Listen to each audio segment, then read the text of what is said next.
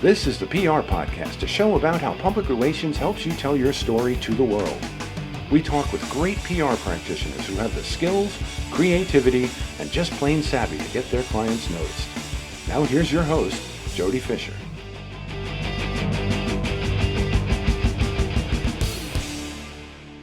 Hey everyone, and welcome to the PR Podcast. I'm Jody Fisher. Thanks for joining us. Well, we're taking another break from guests. We've got a great taping that we're doing on Monday afternoon for a show that we're going to air the following Monday. So make sure you tune into that. That's going to be a great guest. In the meantime, we thought we'd go back to the Reddit public relations subthread.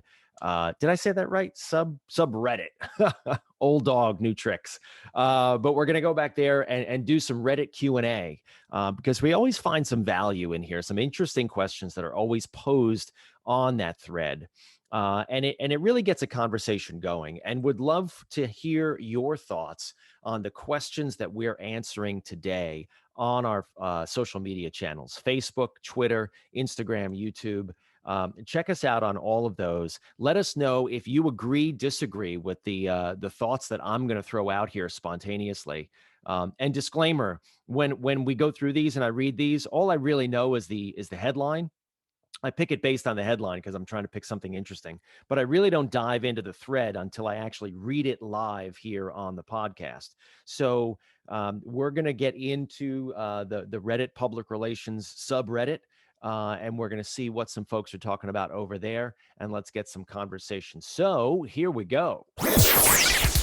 Question number one on the Reddit public relations subreddit, lying to journalists. This one caught my eye, but let's get into it. My employer has asked me to research and write journalist outreach responses using HARO. Big shout out to Peter Shankman. HARO, Help a Reporter Out. Terrific resource, both for reporters and for public relations people who are trying to get interesting hits for their clients. But back to the what they write here. The issue, he is using the copy to pose as an expert in a profession he does not have experience in. He's also asking me to occasionally state our company has done something that it has not. I'm nervous that I am complicit in misleading journalists and misrepresenting the circumstances of the company. What would you do in this situation? I want to protect my professional integrity and ensure that I'm in compliance legally. Well, some great thoughts there right at the end. Personal integrity and professional legal compliance, because those are two big things that you want to talk about when you get into doing any of your work for any of your clients. And I default back to the training that I always had, which is ethics. Howard Rubenstein taught me that above all else, all you have is your reputation and the ethics that you practice in what you do every day on behalf of your client.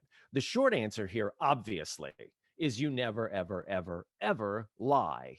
You don't lie to journalists. You're not going to get away with it. One, it's just ethically impermissible. But two, you're not going to get away with it. You are going to get found out sooner or later.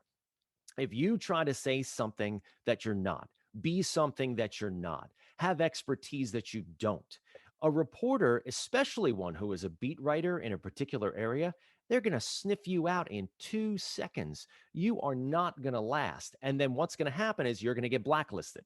You will get blacklisted by that reporter. And then word may even get around that you're trying to promote this person or this company as something that it is not, something that the person is not. Word will get around to other reporters, and you'll never be able to work in that area again. And you may not be able to work in public relations at all ever again. And that is not an overstatement. Reporters have long memories. They never, ever, ever talk to a person who has burned them ever again. I'm sure there's an exception to this rule somewhere out there in the universe, but reporters have long memories. They don't bother with people who lie to them. They don't bother with people who waste their time because a reporter's job is the search for factually supported truth. And so you need to be a resource to that reporter. You need to give them information that they're looking for or that will help them write their piece. And you need to do that factually, accurately, and honestly. So the short answer to this question, lying to journalists, never, ever, ever. And was I clear? Never, ever. All right, next question. This is posted by Vanilla Marshmallow. Boy, that's a good one. on the public relations subreddit. Pitching a PSA without a budget. And I'm going to read the question here. We have a really solid PSA video that our internal team created against vaccine misinformation. So let me make sure that I'm understanding there. So they're creating a video that talks about the problems against vaccine information. All right. So this is a truthful video. They're not misinforming people. They're trying to spread truth. And it was so powerful that senior leadership wants us to push it out more broadly to consumers. Great idea. Problem is we have little to no budget. That's okay. Let's get into this. We created an earned media pitch and a social media plan. Terrific. But when we asked the greater media team, one of them said, I would have laughed in your face if you pitched this to me when I was a reporter. Okay, smartass. For context, he's new to the team. Ha. I have 8 years of PR experience. If we can't convince him that earned media would write or share this, what other options do we have? Well, first of all, the PR person is not supposed to start from no. So I would say you have a problem with this person on your team. And I would have an offline conversation with them to talk about, hey, what's the deal with no here? Because in my experience, many clients can start from no, like, oh, that's not going to work, or oh, that's not going to happen.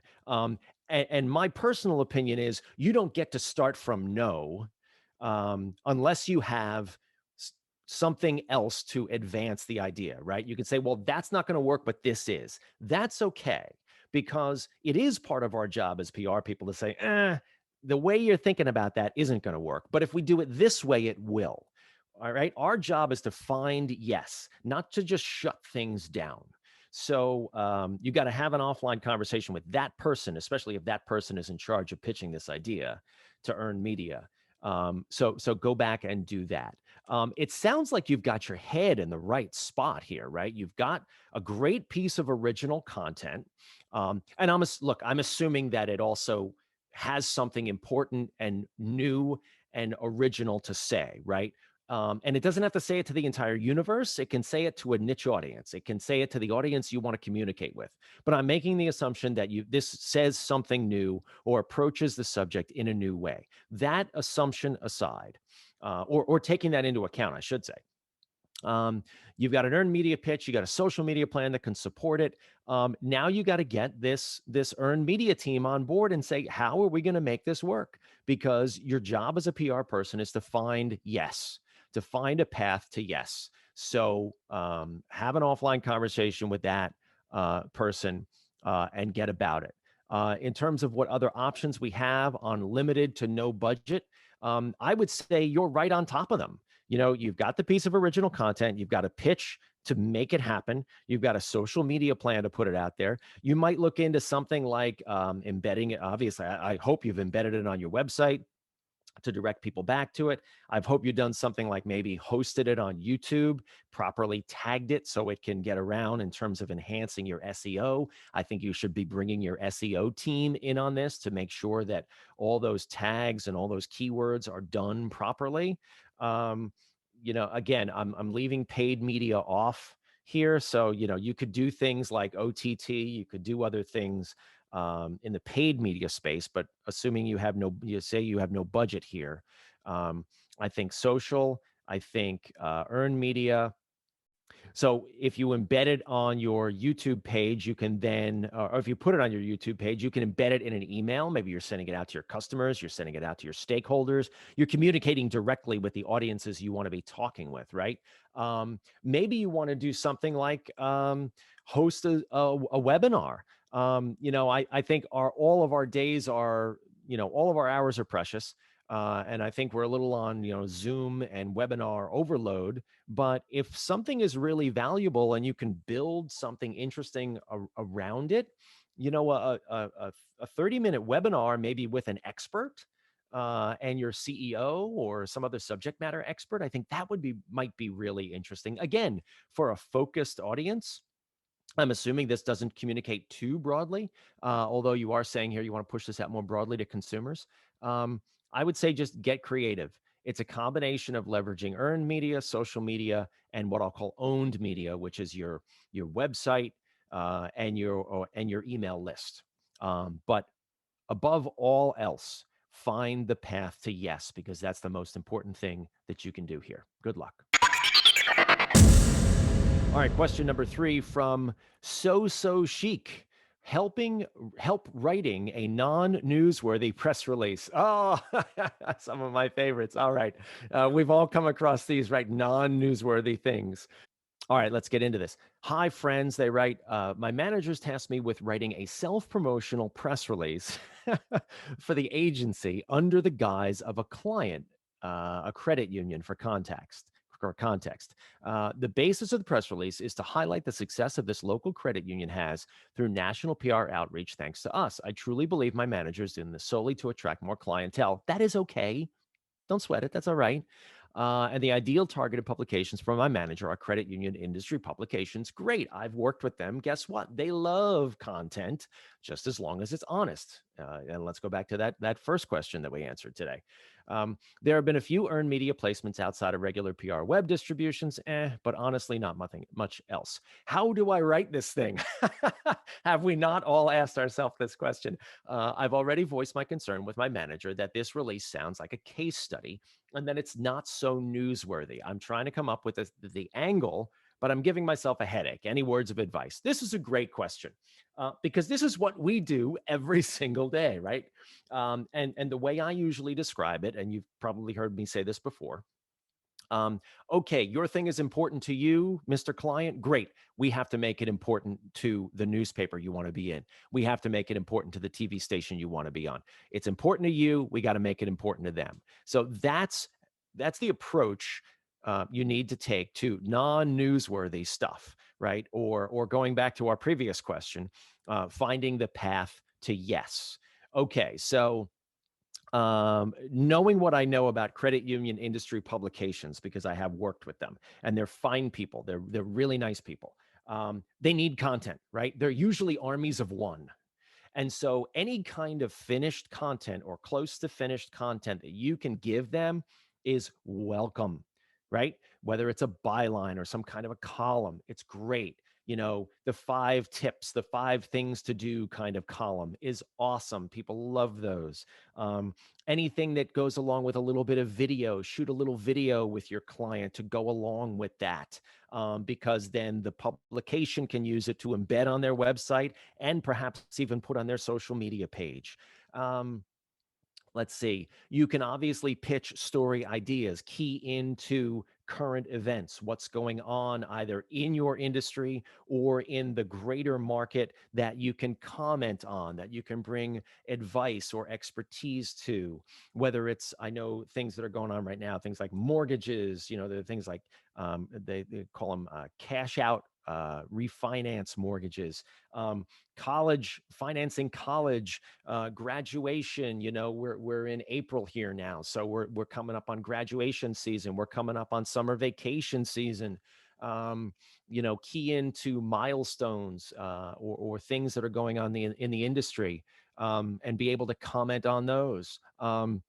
Maybe even, and this is a long shot, but and maybe sounds a little bit desperate, but why not? Email the publication you want to get into with the name of the expert that you have and the things that they can talk about, and say, are you planning any coverage on these subjects coming up? You never know what you're going to get back, right? And you're not talking about a bottomless pit of publications here. I mean, you're talking about maybe 10 top publications in the entire country, right? So go out and email all these folks, especially if they're in your industry. I mean, you should kind of be an expert in this area anyway. Go out and email all those folks, offer up either a story idea or an expert who can talk about specific areas or specific topics, and ask them if they got any coverage coming up. Really, this is a moment to roll up your sleeves and to dig in. I think there are plenty of things that you can do. And look, we turn non-newsworthy into newsworthy every single day. It's what we do. It's why we get paid. So yes, it's hard. Yes, it's challenging. And it is totally what you're supposed to be doing. So go for it. Question number 4, posted by I love these. I love these names. Pickles Are Life. Pickles Are Life 1, excuse me. Pitching Network News. Hello. So my background before PR is local broadcast news. So I'm very versed in pitching stories on that scale. However, I never worked in network. Does anyone know the insight or have insight on the best way to go about getting a call with CNN, CBS, etc., to pitch some decent angles? I'm not sure who I should be emailing to start the conversation. Producer, reporter, etc. Thank you. Great question. And let's set some context here. Um, as many email pitches as your local affiliates are getting, the network affiliates are getting 10 times as many. So you've got to deliver up terrific pitches right out of the gate. It's got to have 3 sentences that gets across exactly why you're emailing, because if it doesn't, you're done. So really condense down the pitches that you are sending to network TV, whether they're reporters, whether they're guest bookers, whether they're producers, whoever that is. Make sure that you've got your pitch nailed before you hit send. So that's my one piece of advice. Having done this myself in the past, where you don't know where to start, if you don't have access to a media database, places like Cision or Muckrack or others that can give you names and emails that you can access. And really, sometimes that's like throwing a dart at a dartboard anyway, because there's like 17 producers, and who am I supposed to email? I've never heard of any of these people because none of them are on camera. They're all behind the scenes, so I don't know who to talk to. I would recommend going to the local affiliates at the TV station that you work with all the time and say, hey, I've got this story and I would love to pitch this to a network person. Do you know anybody? Now, I do that in New York sometimes because, producers play musical chairs anyway, right? And people move to different networks, people move in, move out, they're doing different things, they get reassigned. So I will sometimes just ask, hey, I've got this story. I think it's great for your network. Do you know someone there that you could refer me to? They'll do it. I mean, if you have a decent relationship with them, they'll do it because if you're helpful to them, they want to be helpful to you. So it costs them nothing to give you a name and a phone number or an email address. That's the first place that I would start, quite honestly. The second place I would start is I would scour the publication's website. Typically, you can find somewhere where there's like, info at or booking guests at or guest booking at, fill in your network TV station or fill in your network resource. I would maybe try that as well. But to hone it down as much as possible and not just sort of like cast it out there like info at, um, I would ask the local affiliate, hey, do you know somebody? Hey, I've got this thing and I want to get to somebody. Could you help me out? If you don't have that, you're really going to have to roll up your sleeves and search through the websites and see what you can find. All right, and our last question here, and one that I saved for the last because I always love this question. This comes from Fred Porter with 3 R's at the end. And the headline is Define PR. After studying PR for over a year, I have understood that every PR professional has his or her own definition of what PR is. So, what is your definition of public relations? And this is a great joke that I steal from Peter Shankman all the time, and it is absolutely true. The difference between marketing and public relations. Marketing is when you go to a party and you tell everybody what a great person you are. PR is when you go to a party and everybody else points at you and says what a great person you are. It's really that simple. Peter's example was a little racier, and I like his example better, but I'm not going to give it here on the podcast. Safe to say, PR is the business of telling your story to a larger audience over and over and over again, to the point where that audience knows what your story is. And you do it through the conduit of news media. It's what sometimes we refer to as third-party endorsement, right? I can take out an ad, I can put up a billboard, I can take out an ad in a newspaper or a magazine or a TV commercial, and I can tell everybody how great I am or how terrific my product is or why you should buy it or blah, blah, blah. And that's all well and good. The world needs marketing. But public relations is when someone else tells the world for you, and they in turn endorse. That's the third party endorsement part. They endorse who you are. They put their reputation on the line and say, yes, I believe in this person. This thing works. Or this person knows what they're talking about. This person is an expert in their field. And I'm using my platform as the reporter to express that, to say that. So it really is the ultimate kind of endorsement, the ultimate kind of messaging, because it's someone else using their credibility to say, yes, this person is the real deal. To me, that's what public relations is creating a relationship of trust, creating a relationship of factual information, and helping the reporter do their job to the point where the reporter points to you and says, you are the real deal. You know what you're talking about. All right, so that's it. Thank you, everyone, for listening. Please remember to subscribe to the show. Connect with us on Facebook, Twitter, and Instagram at The PR Podcast, and send us a question or a comment. Our intro is by Christopher Apple. You can find him and his fantastic photography on Instagram at Christopher_APPOLDT.